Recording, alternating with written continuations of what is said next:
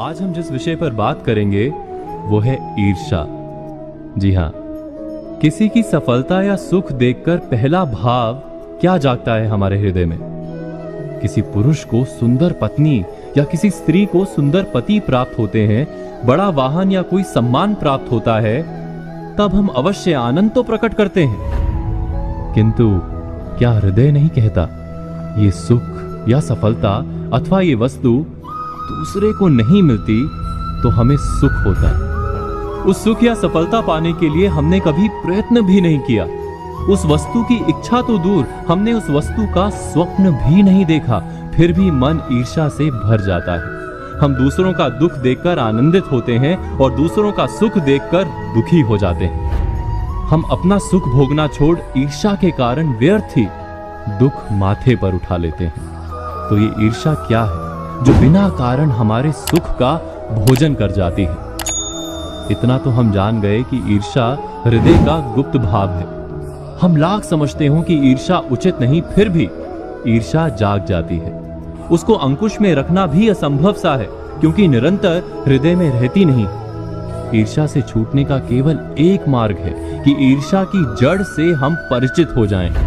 इस रोग के लिए समझदारी से उत्तम कोई औषधि नहीं। तो ईर्ष्या क्या है, कहां से जन्म लेती है?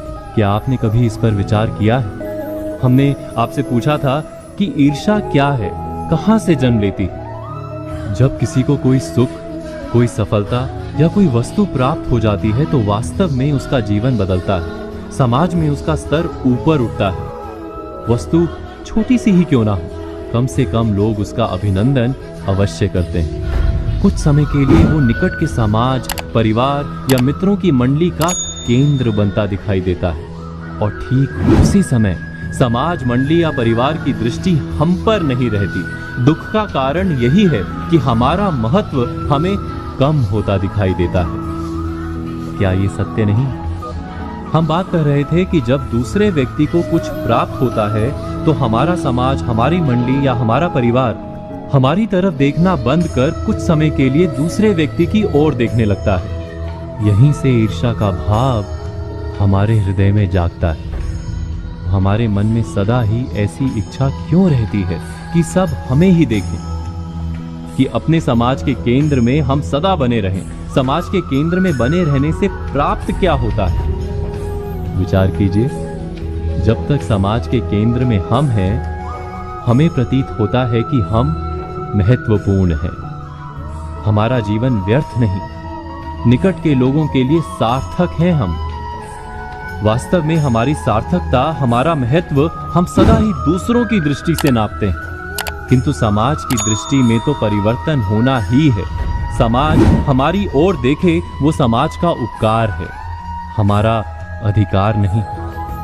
हमारी सार्थकता का प्रमाण जब स्वयं हमारे अपने हृदय से प्राप्त होने लगे, हम अपने जीवन से रस उठाने लगे, अर्थात जब हमारा हृदय आत्मविश्वास से भर जाए, तो ईर्ष्या का भाग अपने आप चला जाता है। ईर्ष्या वास्तव में कुछ भी नहीं, बस हृदय में आत्मविश्वास के ना होने का प्रमाण भर है।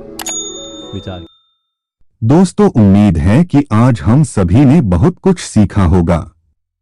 ऐसी ही ज्ञानवर्धक वीडियो के लिए कृपया सब्सक्राइब, लाइक, शेयर, कमेंट करें और अपने इस चैनल स्पिरिचुअल मोटिवेशंस को सपोर्ट